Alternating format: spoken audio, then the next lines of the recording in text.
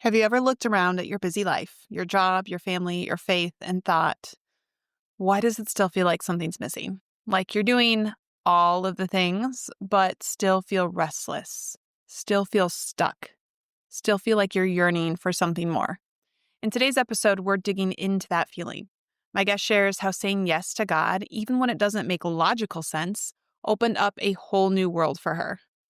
And when I mean a whole new world, I mean she's living the dream life, the life that is not what the world tells us is possible.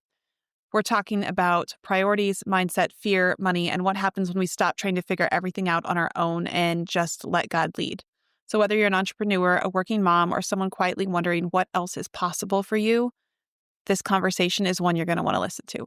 Hello, beautiful souls, and welcome to the Persistence in Prayer podcast hosted by Catholic mindset coach, wife, mother, educator, and speaker, Kylie Hine. Kylie is passionate about helping you deepen your relationship with God through the power of prayer. This podcast is a space for high achievers who want to do it all, but also want to prioritize their spiritual life and grow in faith. Join us as we explore the beauty of persistence in prayer and the transformative impact it can have on our lives.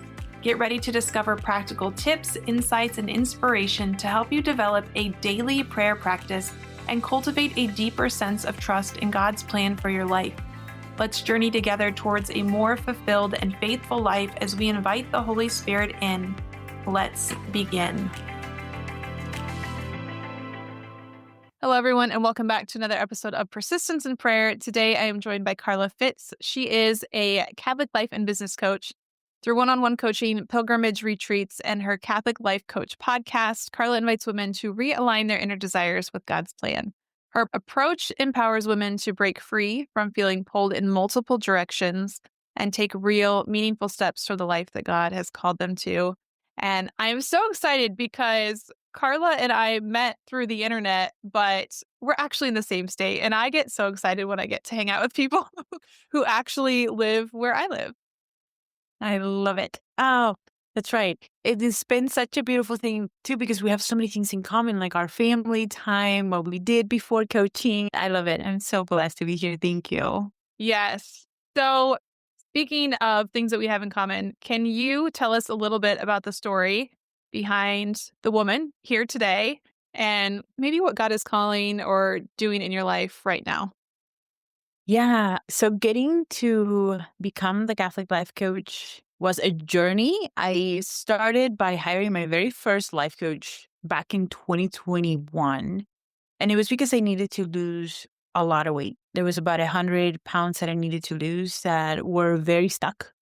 Felt like I was trapped in my body. I felt like I was trapped in my job. Although I did really enjoy teaching, felt like God was calling me into something very different. And I didn't quite know what it was at the moment, but I felt like I needed to let it go. And when I found my first life coach, she took me in a journey that I thought was a weight loss journey, but it was a life-changing journey. It was just like, let's lose the weight, because after 6 months, I had lost 85 pounds and then found myself in coaching certification school to become a coach. And in that process, what I found was that the more I stepped away from my doubts, my fears, when I stopped paying so much attention on what I couldn't do and started trusting God's nudges in my heart to where He was calling me, I found Him in the process. I fell in love with the Eucharist more and being at Mass more, and then ended up becoming the Catholic life coach and having the podcast and all of it that has been all by the grace of God. Like my yes, God's doing. That's how I feel about it. It's so amazing. And you briefly mentioned that you were a teacher, but your teacher journey wasn't easy either. Because if I remember right, you had a specific endorsement, but then when you went to go get a job, it was like you needed something extra. And then you couldn't even get a job in the thing that you had gone to school for. Yeah. Yeah. And what felt like very much like a bad thing happening was one of the best things that ever happened in my life. Because, yeah, I did my master's in education specifically for vocal music. And they happened to change the test into a mix of both vocal and instrumental music. And I could not for the life of me pass it because I had no training in instrumental music, cannot play anything for the life of me, only sing. And so then I just was not allowed to continue teaching. And I remember very specifically a morning where I went into the church because I worked for a Catholic school, which was a blessing. And I would remember being at church asking God, how much more can I serve you that by teaching your children? And it was a really harsh question, I remember at the moment, like to ask God like that. Knew that he had a bigger plan, but at the moment felt, what are you doing? And now, 4 years into the journey, it's like now I'm teaching women how to serve him better and how to serve each other better and how to step into their dreams and doing pilgrimages in Italy. Like it's unreal what God has created in my life beyond my imagination. What was the timeline like between getting that no and then when you started with the coach for the weight loss? I remember I left the Catholic school in 2020. It was COVID year. Okay. And I spent a few months where I was like, okay, I feel like I'm being called to be home with the girls, which is still one of my callings because I still homeschool the kids. And then it was 2021. So about a year and a half Okay. before I found my coach. And you were just like, I need to lose this weight. I But tried there was- so many things. Okay. So many things. That whole year before finding her, I was in the gym all the time. I was trying to do keto. I was trying to do every single kind of diet. And like for the life of me, could not lose anything. And I felt like something was wrong. I mean, to the point that I started considering surgery because I was like, I need to lose this weight. Otherwise, I cannot be here for my kids for a very long time. And that pained me. And they were my why. My kids have always been my why for everything. But yeah, so it was a whole year of trial and error. And I feel like it was also one of the seasons where when you're like have stagnant growth, like not much is happening, not much is happening. And then all of a sudden you do the thing that just is an exponential growth. That's what happened. It's just like nothing for a year and a half. And then once I started working on my mindset, everything just shifted very quickly. But I had a lot of knowledge throughout that year. So it was not a waste. It was a lot of gaining in that time. Yeah, I definitely want to hear more about that. But the analogy that just came to me is if you've ever heard of how bamboo grows, I want to say it's 5 years that you don't see anything. It's just developing its root system underground and absolutely no growth. And then all of a sudden it just shoots out of the ground and it's everywhere. Yeah. And I feel like that's maybe what happened with you. And I think a lot of us can relate to that in our own lives. But that waiting period is hard because you just don't see anything. It's the desert. It's the struggle. Yeah. So you found this coach. What shifted for you that all of a sudden just made the weight start to disappear? You talked about mindset. What does that mean? Yeah. I had beliefs like it's too hard to lose weight. And everything that we believe in our mind, we unconsciously create in our reality, right? So for me, it was like, it's hard to lose the weight.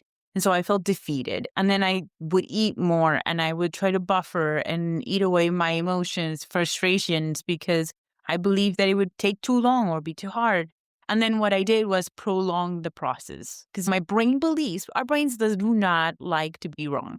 And so my brain was like, it's going to take a long time. It's going to be hard. And so my brain's like, let's prove it correctly. How can we prove this correctly and extend the period of time in which you're losing weight?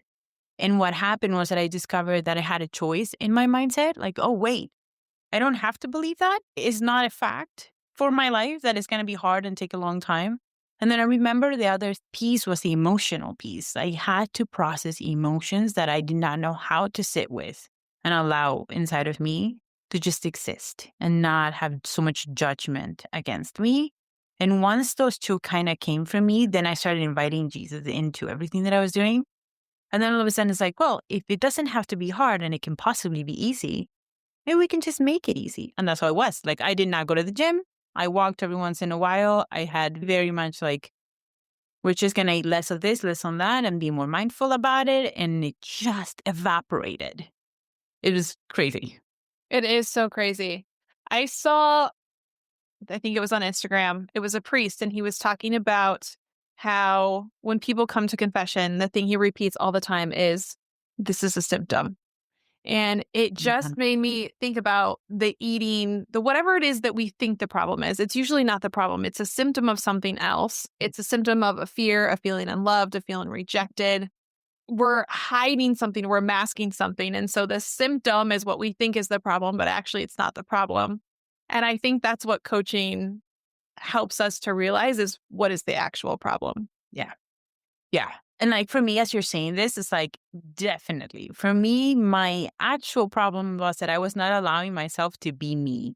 I was trying to like, well, how can we fit in to the expectation of you're a wife, you're a mom, end of story. Okay. We need to fit into that expectation. And for me, I had big dreams in my heart. I was just being called to do a business. And I felt very strongly for years that God was calling me to something more. And I didn't know what that more was, but I was not allowing myself to dream anymore. And I think this is something that in our late 20s, we start to fall into this belief that we need to be realistic with our life and we stop dreaming. And I feel like that was my symptom was I was eating because I can't have any of this I want.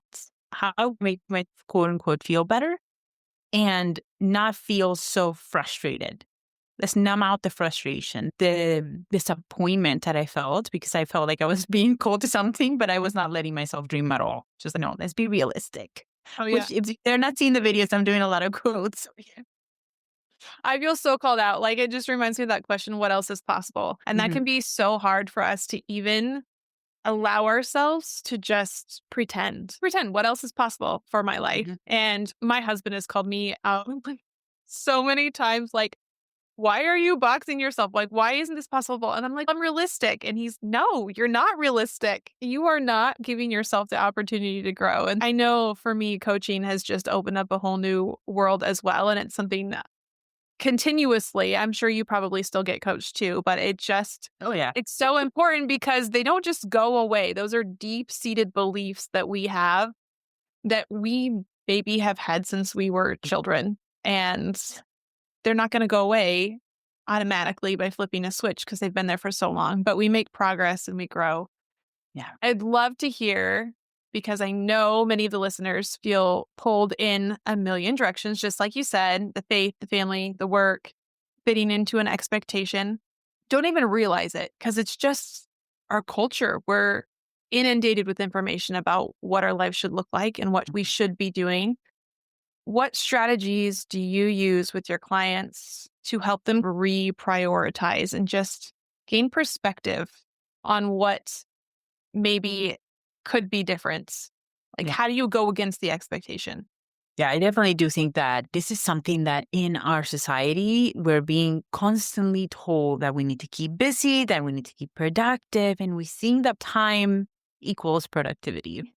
And that's why we make ourselves so busy that then it doesn't allow for the flow of life. I always talk about being open to getting out our schedule and saying, okay, this is what I know I need to do, but whatever you need me to do, I'm open to it. And so being flexible with our schedule, right? But one of the things I teach my clients and something that I had to implement in my life is picking the 5 top priorities.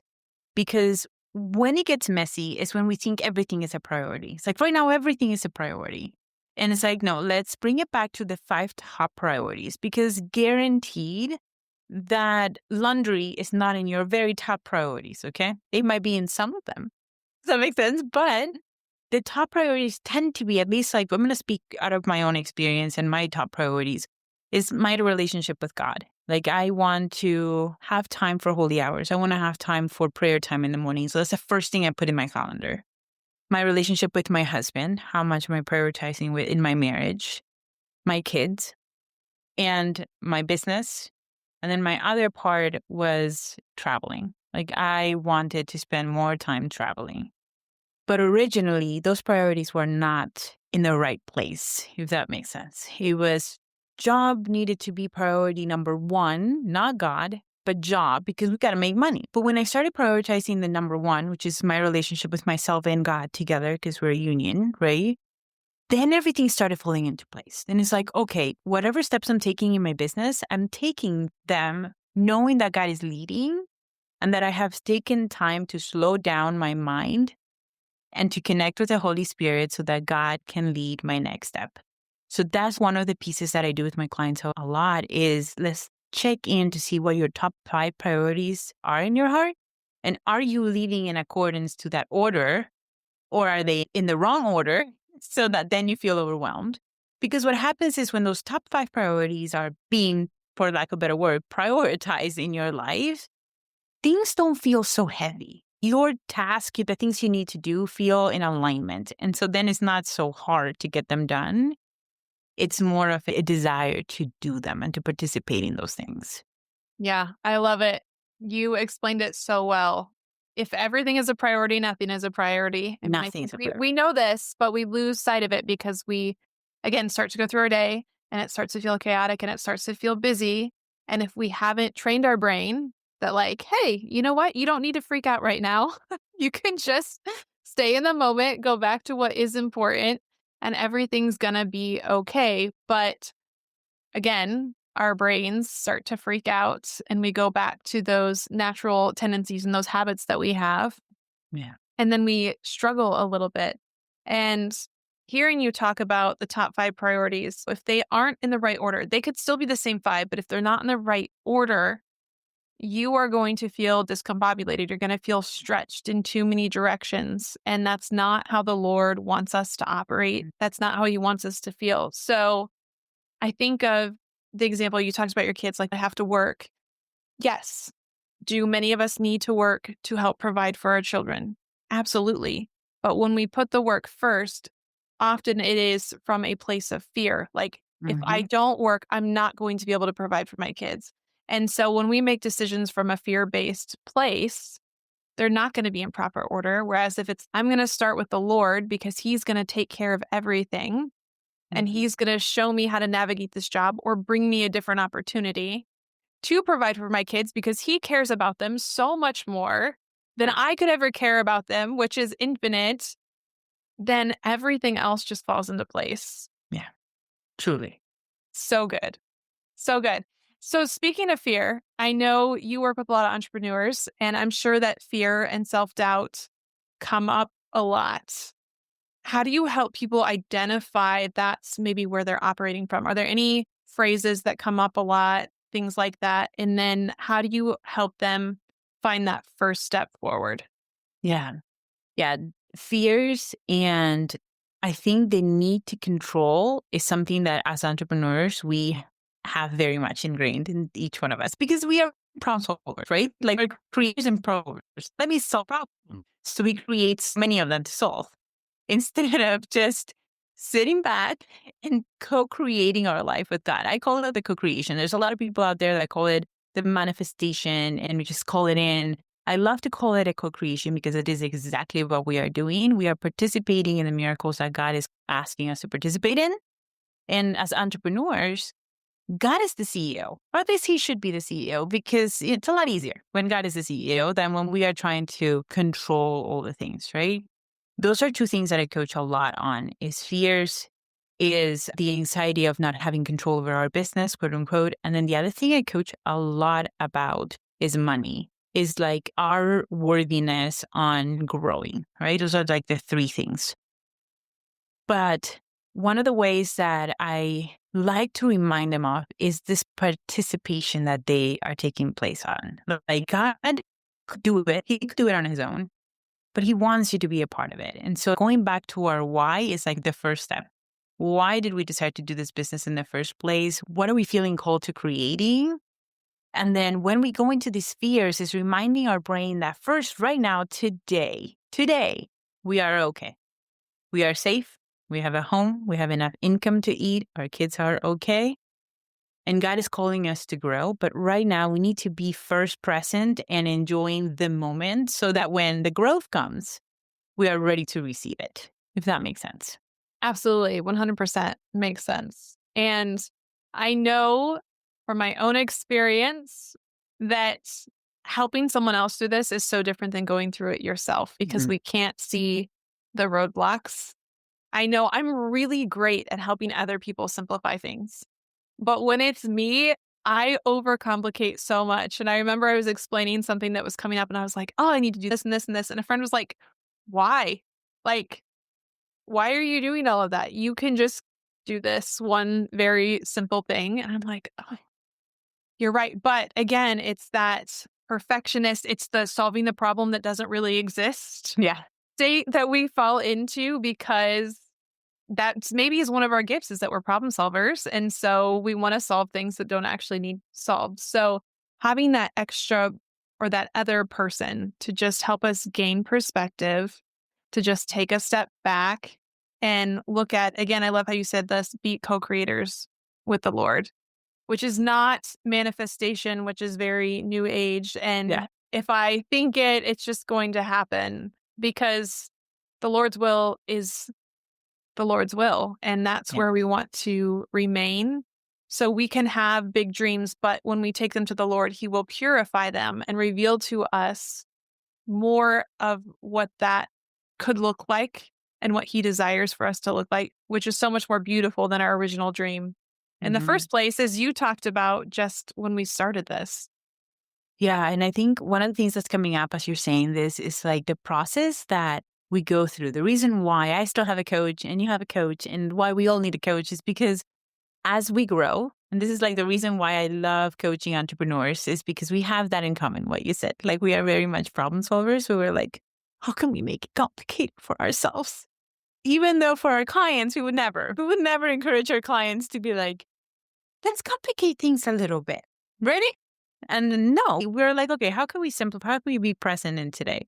But one of the things that I talk about with them a lot is like the 5 step of co-creation is the idea that we need to trust first that our desires are there for a reason. We have to surrender the outcome of it, learn how to give it back to God. It's like, you gave it to me. You have the way in which this is going to unfold. We have to also believe ahead of time that it's coming our way. And then we need to receive it, celebrate it, and receive it. It's like all of those things are steps for healing. Are we okay with trust? Are we okay with surrendering? Are we okay with receiving it and believing ahead of time? It's that journey that God takes us towards Him. It really is healing. And it's funny because the last one is receive, which seems like, oh, that should be easy. Somebody gives you a gift and you receive it. That I think is the hardest one sometimes, is It that is the hardest one. receiving. It's the hardest one in prayer sometimes to receive, to not just be giving and like we just want to give and give, but it's so hard for us to receive because we don't see our worthiness, which again, are we worthy of the Lord's love? Like it's just that whole thing. He loves us no matter what, just for our being because He created us and we are in His image. So I just wanted to highlight that there's all these different steps and we can get through the first ones. We can believe, we can have surrendered it to God, and then the Lord offers it to us and it's I don't am I scared to accept that? Yes, that's right. And sometimes the receiving piece is the ones that is the most sneaky because we think we want it, but when He's about to give it to us, we're like, I don't know, God. I don't know that I'm your girl.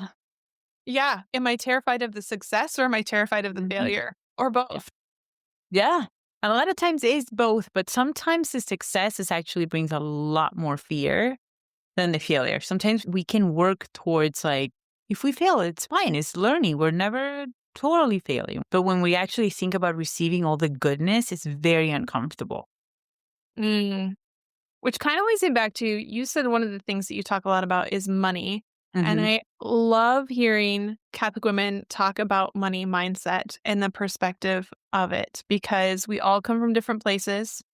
And I've read some studies where they talk about how your money mindset is very much ingrained in the society in which you were raised, right? So if Hmm. I come from a middle class working family, that is what I am going to believe is possible and realistic and what I am worthy of.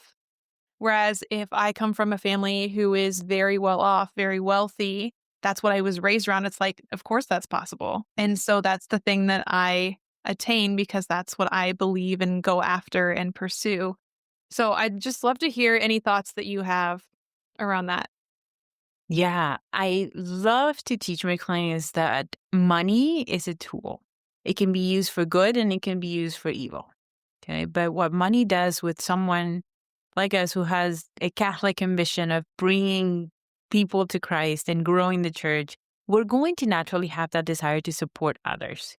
So to me, we need more income in the hands of women and men who are good, who want to support others, who want to be there for others. And so if you think about money as a tool, I had a coach who explained it as like a hammer, right? This is totally like crazy, but it'll make sense once I say it. If you look at a hammer, the hammer is neither good or bad. It's just a tool, right? But depending on the person that uses the hammer is where the destiny will be discovered, right? If a good person is looking at a hammer, it's like, I'm going to hang this up in my office and decorate it beautifully and create this gorgeous space for our family. The hammer is then used for good. Make sense? But if the hammer is picked up by someone who's evil and who wants to hurt someone else, it can be used for very many different things that are not good. The same thing goes with money. Money is just a tool. And God gave us that authority to say, okay, this is what I'm going, this is what you can create with me. And He gives us authority over the money that He gives us. And so are we being good stewards of that? But it's just a tool. Money isn't wrong or evil by itself. It depends on the person that is using it. And so why not heal our relationship with money? Because our relationship with money is like another person. What kind of relationship do we have with the money that we have in our hands that God has given us and that is giving us? Do we have a good relationship? Do we want to look at it? Because if you think about it as a person, if you never want to look at that person and talk to that person and take care of that person is just going to be like, see ya, right? Money is the same thing. You have to have a healthy relationship with money. What I have found is that the women who are like, I want money, but I don't want it, they think about money consistently. Rather than just healing their relationship with money, welcoming more abundance in their life, and then realizing that is always around them, that God is providing for them. We become less obsessive with money when we have it sometimes than when we need it. Yes. Yeah, for sure. And I love the hammer analogy. It can be used to build up or it can be used to tear down. That's right. It's whose hands is it in? And what a beautiful gift. I think what can be difficult sometimes or challenging is you and I, as Catholic coaches, our faith is so integrated into what we are doing. And I've had many conversations with spiritual directors as well, because this is a big debate. We've kind of got people on two ends of this spectrum where it's like, yes, we can pay and support those people, what beautiful work they're doing. Like, the fruit of it is so abundant, and what a beautiful gift to be able to bring the Lord into it, because that's the way it should be. The Lord shouldn't be separate, right? He should be integrated into everything that we are doing. And then there's this other side over here where it's like, well, anything that's faith related, we shouldn't pay for. That should all be, there's the scripture verse about the Lord has given us without cost. We should give without cost. Mm-hmm. And so I think there's goodness, like good hearts on both sides. And so just recognizing wherever you are in that spectrum, just praying to be open to the Lord, where the Lord is guiding you, Yeah. and Yeah. trust. And when we are the ones who are spending the money, paying attention to where it's going and the fruit that comes from it. If you look at spiritual directors, you look at coaches, how much of the ministry are they doing that is free? Mm-hmm. For so many people, they're helping out in their parishes and their communities, and they're paying for all their schooling and all of those things. Yes. And I don't say that just because I'm a coach and a spiritual director. I say this from many conversations I've had with other people. And I just think it's important to share and just be open to. Yeah. Yeah. And this is, to me, as you're saying, this is no different than teachers. Teachers do the work of God. Like, we are teaching your kids. And it would be like saying teachers shouldn't get paid because they're doing the work of God. I mean, it's in the same line. Yes. We are providing a value, and a lot of value, depending on who you hire, right? Yeah. You get lots of value for the money that you are investing, because coaching is an investment, right? And for us, it's like when you are growing a business, you have to get compensated for the work that you're putting in the world. But you are absolutely right. For me, it's like I have hundreds and hundreds of podcast episodes where I teach a lot of free things. There's a lot of things for people to go and get help in there. And I have groups that I run as well that are completely free. But when we're ready to invest in ourselves, it makes a big difference when we are ready to say, okay, you know what? There's an investment and a return. So I think it's very powerful to have that in mind as well. Yeah. And I think it can be difficult to spend money on ourselves sometimes. I don't know about you, but as a mom, it's like, well, my kids need this, or I want to be able to provide this for my husband. And when we invest in ourselves, not in frivolous, crazy ways, which maybe coaching or taking a course or something like that can sound frivolous, but it fills us up in a way that we are able to offer so much more to our families. Yeah. The ripple effect is countless for me. Like I go back to my very first coach and I signed up for a weight loss. That was the plan. And instead it healed my relationship in my faith, better my relationship with my husband and our kids because we're being examples for them as well. I want them to learn that they can take care of themselves too, so that they can show up for others in a much, much more powerful way. Yeah. Because we can't love others unless we are loving ourselves. Yeah. And I think that's part of that mindset work that we don't even realize that we need Yeah. until we get into it. So true. So true. And we want to give everything to them. And we should, if that's our desires. Absolutely love and show up for them. But I remember there was a time in which, like, I had all the time in the world and I was not investing any time on my brain and in my heart. And everything just felt very on the surface, where I was Mhm. not able to open up or be more present with my kids. And all of this work has helped me so many areas of my life to just be present and enjoy them when I have them. So, yeah. What are some ways that you really protect those priorities that you listed and help keep them in order, especially as your kids begin to get older? And I know you have a little one, a 9-month-old. Yeah. How do you continue to establish those boundaries and keep those in place so that life doesn't go back to being crazy and chaotic? You're able to just keep that peaceful presence with the Lord throughout each and every day. Yeah. The schedule is a big thing for me. Like, I put into the schedule every morning, I do prayer time together. My husband and I have a coffee date because we wake up early, earlier than our kids. And then we just sit and chat together. And then for me, work needs to have some sort of hours where I'm showing up for work during that time. And then once this hour comes, then it's just full on family and just able to disconnect and put it to the side. But I think the other thing is I have created a schedule that works for our family. And it doesn't look the same for every single person. And it also doesn't look perfect every single day. There are days where I miss prayer and my Hallow app is going, hey, you didn't pray today. And I need to catch up. So it's just that kind of thing. But I do try to involve him in everything. We pray a lot together. We do not overcomplicate anything. We're very much like, let's sit and pray together. Last night we sang the Divine Mercy Chaplet in Spanish because it's my girl's favorite and we just sing it. And it's just those little things like simplifying our life so we don't have this like ginormous expectation on ourselves that everything has to be perfect. Otherwise, it's not happening. It's getting comfortable in the gray zone, right? Not in the white where it's like perfect or nothing at all. It's just more in between. It's going to not be perfect. It's bound to not be perfect, but just doing things that resonate with us and that brings joy to our hearts and keeping it simple. Yeah. And not quitting when it's not in the white or in the black. You like Yes, you just keep going when you're in the gray. Like that's where you make the progress that's right. is just getting comfortable with that uncomfortable. Yes. Yes. I also want to add that for me, it's like I spend a lot of time with the kids because we homeschool, so they're always at home. Yes.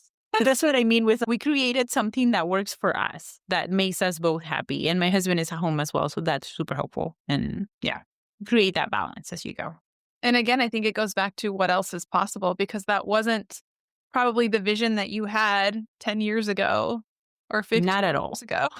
Not at all. And the thing is, it is possible. I think when we hear of women who have done it, it's easy for us to get into, well, they did it because, right? But really, when God is putting a desire in your heart, you're meant to follow it as a guide. Like it's just, okay, this is the direction he wants me to go.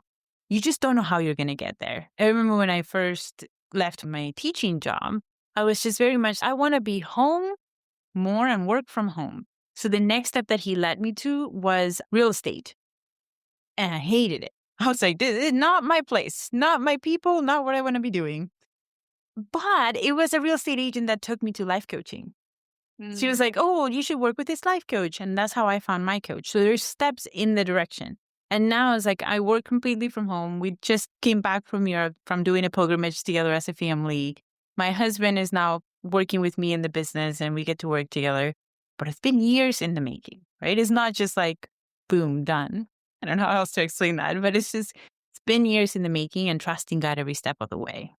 Yeah, that you led right where I wanted to go. I was gonna say, you recently got back from Assisi. In fact, the last time I talked to you, you were in Assisi. Yes. And not only were you there with your family and just having this incredible experience, you hosted a retreat there with coaching.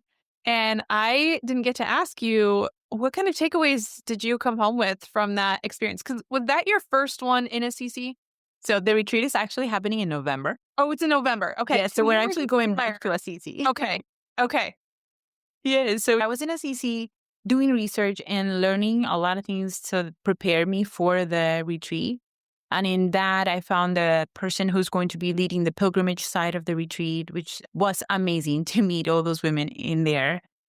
And it was a dream. But yeah, we just did the pilgrimage to Assisi when we're there for a month and then just finalized the final things for the retreat. So the retreat is actually happening in November of this year. So we're going back in October as a family to prepare ahead of time and get everything ready for the 5 ladies that are meant to come with me. Okay. So right now, I guarantee someone is listening to this and saying, that could never happen for me. I could never just leave home. Wow, that must be so nice for Karla to just be able to go away for a month with her family and go visit Assisi. What do you want to say to that woman? Take one step at a time. I did not quit my job and then travel to Assisi in the next month. It was years in the making. And it doesn't have to be years for you either, because the thing is, like, what you need to learn to do is trust those nudges. God put a nudge in my heart, goodness, 5 years ago, where he was like, I want you to go to places that you're not used to and meet people I need you to meet. And I remember at the first, I was like, I just bought my house.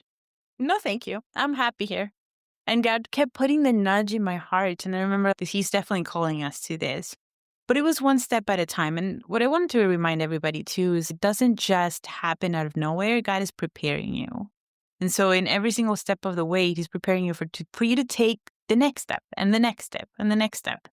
But I love the saying from St. Francis, out of all people and saints, that we have to first start by doing what's necessary, then what's possible, and then we find ourselves doing the impossible. And we're not doing it alone. God is leading. He's the one co-creating the whole thing with us, which is brilliant to see. I love that. Okay, I have another saint quote for you. And you may or may not even realize that this is on your website, because sometimes we put up our websites and we're so inspired and then we don't look at them again. I know I'm totally guilty of this. But you have St. Augustine on there. Without God, I can't. Without me, God won't. Yep. Love that saying. Love that saying. I actually have it in my notebook. I carry it with me everywhere because that was a saying that came in the process of discerning to leave for the pilgrimage as a family. Our priest was doing a homily and he said those words and it landed hard on my heart. And it was just that moment, I'm going to try really hard not to cry, that I realized I needed to give God my yes. I needed to just say, oh, okay, you know what? I'm willing to let go and let you give me what you want to give me. Because at the time, and I think a lot of us tend to be in a season where it's too bad, but then God is, I know you have the good wine in your hand, but if you give it to me, I will give you a much better one. But you have to let it go. And I feel like that's what happened to me. I came to that road where I was like, I either say yes and participate or say no and miss out on what could happen. And it's that. It's like, without me, he won't. Yeah. And without him, I can't. So we have to do it together. Ugh, I've shared this before, but I think that's a big part of it. It took me 7 years to finally leave teaching, even though it came out on my 8-day silent retreat for my master's program that I wasn't supposed to teach anymore. But I was like, what else, Lord? But that first year after that retreat, I felt such peace. I had the most beautiful teaching year. And then I was like, Lord, this was amazing. I don't really want to go. Yep. And then stuck back into it because I didn't go back to that time of where I was in peace and I was on retreat and I was very with the Lord. I got wrapped up in all of the other stuff. And then it was just this continuous progression. And from teaching, you're not supposed to make decisions when you're in the crazy, right? But your contracts are due long before you ever go back to that year of teaching. And then it's like, well, I'm committed. And how do I get out of this? And that can be really challenging and difficult. So it took me a long time, but you saying all of this is just, again, the Lord solidifying through other people a discernment that I've been struggling with, because it's like, I know what the Lord is asking of me. And I was literally in adoration this morning crying because I was like, Lord, I know what you want, but I just don't know how to do it. Or I don't like, I know the thing is coming is so much greater. And I just keep going back to that because when we're discerning, it's like what truly is for the glory of God, what is for the salvation of souls. That's the thing that's most important. This other thing is really, really good too, Yeah. but it is not the great that He is calling me to. So I just want to acknowledge anyone else that's in that struggle. Even when we know, even when the Lord has made it clear, it doesn't mean it's easy. It's simple, but it's not easy. And we just have to keep going back to that clearness of the Lord and giving Him our yes. And as we continue to give Him our yes, He will give us the grace to take the next step. Yes. Amen to all of it because it is not easy. It's actually very uncomfortable. I just made a post talking about this because we get to a point in our life where we need to choose the discomfort, right? It's like leaving that job that you feel quote unquote safe in is uncomfortable, but also stepping into your business more, wherever the desire that God is putting in your heart is also uncomfortable. So then you're like, okay, which uncomfortable do I want to choose? The one that where I believe there's no growth or the one that God is calling me to that is very much likely going to lead to way better things. It's just that on purpose moment. Yeah. And making it a conscious decision because often we stay in the uncomfortable that we know. Even though we're miserable there, Yeah. it feels safe because at least we've already experienced it. At Where I least we know felt what it like, feels like. yes, Yeah. yeah. And it's like, well, I'm miserable, but I can survive it. Just gonna keep pushing through. Be it. That's it. I love this since we're talking about quotes. Venerable Fulton Sheen is quoted as saying, anxiety increases in direct ratio and proportion as man departs from God. And I actually have this one on my website because it's such a good reminder when we feel that anxiousness and that stress, we just have to go back to being close to the Lord. Yeah. That's what takes away all of that pressure, all of that stress, and helps us remain in that place of peace. Yes. I love it. Okay. For someone who is listening and thinks, I'm just too stuck, what is one faithful step that they can take today? What popped in my head immediately is Saint Joan of Arc saying, every battle is or lost in the mind first. And for someone who practices the belief, because it is just a belief, the thought of I am stuck is not a reality. It is not a circumstance. It is a belief that you're practicing. And anytime that you repeat yourself, I'm stuck, remind yourself that is an option. Like you don't have to sit with I'm stuck. You can simply just decide on purpose what you want to believe instead. When we think we're stuck in a job, it's no, I'm right here for the moment. I'm figuring out what to do next. I'm growing in this. This is temporary. There are so many options you can have instead of I'm stuck. But I'm stuck just continues to help us to fail ahead of time because our brain doesn't want to go out of that. It's just, I'm stuck. There's nothing I can do about it versus picking up the authority God gave us over our thinking. Oh, I love that. It's failing ahead of time. This is where I think scripture is so helpful, is just going back to what is the truth. This is a belief that I've come up with on my own. The Lord gave me free will. And what does He actually say?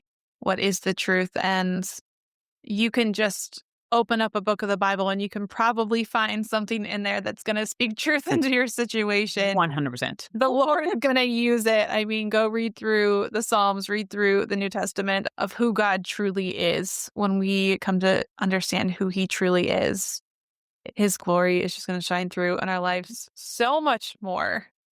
Yes. You have been incredible. As we get to wrapping up, because I can't believe our time is almost gone already, where can people find more about your coaching? Can you share your podcast name again and then where they can find all of your things? Yes. My podcast name is the Catholic Life Coach Podcast. They can find me inside of my website, karlafitz.com, or in Instagram at the Catholic Life Coach. It's basically all the same everywhere except for my website. And then retreat information is all in there too. You mentioned something earlier that was the reason why I wanted to add something to the retreat. And I don't know if you've seen this, but originally the retreat was 7 to 9 days together. And there's so much power and transformation in a retreat, right? Like what you experienced. Absolutely.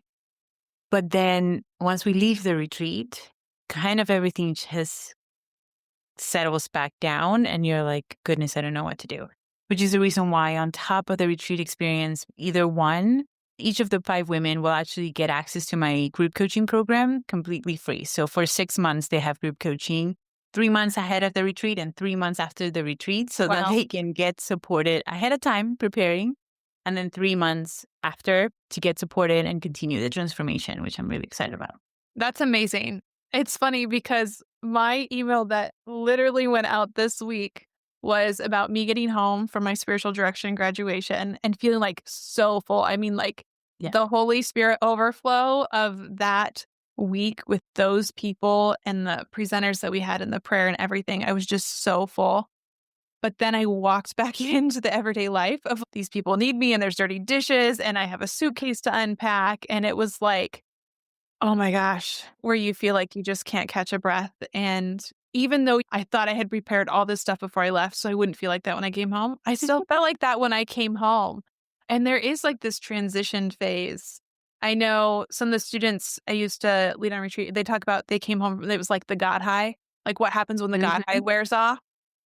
Yes. We don't just go chase it. You don't just live at retreat and ignore your family to go chase the God high. We have to find God where we are because he's there. He's there in all of it.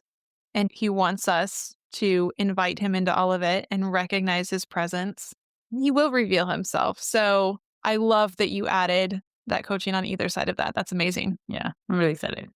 And before we close, I always ask my guests to share either a prayer tip or a favorite scripture verse. Ooh.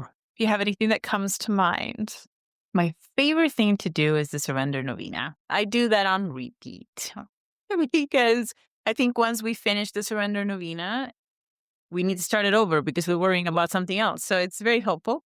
But from a coaching perspective, one of my favorite things to do with prayer time is actually waking up in the morning and envisioning our day, how we want it to go, and offering the very first few minutes of our day to God and just putting everything in his hands and asking him to lead us. That can have such an effect in our day-to-day when we're going into our day and just waking up rather than getting up and paying attention to all the million thoughts that pop in our mind the moment we wake up. Is opening up our eyes and just for a couple of minutes giving gratitude to God and saying, okay, God, I'm going to pretend everything is already done and everything went great. I got this done. And I was completely open to your timing and your schedule and do with it as you will. Just sets us up for success with a lot more ease than just going into the rabbit hole of our thoughts. Yeah. What a beautiful thing to ask for what you want. Say, Lord, like, this is what I would really like my day to look like. But also, I entrust it to you. And I know that if you have something better for me planned, I'm open to that, whatever your will is. So it's not that we're like, Lord, whatever your will is, I'm not going to share any of the desires on my heart. I'm just going to suppress them because I'm not supposed to have them. That's not it either. So ask, but then don't get upset if he gives you something different. Yes. Because maybe you prayed for patience that day and your plan for the day left no room to practice patience. So he's going to give you something different. And at the end of the day, just reflecting what a gift it was for all those things that he gave you. Love it. This has been amazing, Karla. I'm so blessed to have you in my life. I love that for the time being, we are in the same state. So cool to just have a fellow Nebraskan on the podcast. So I'm hoping that we can stay in contact, and everyone be sure to go check out Karla. If you are looking for a retreat, sign up and she's going to coach you on how to make it happen to get there. Even if you have family stuff going on, she's going to show you there's a way.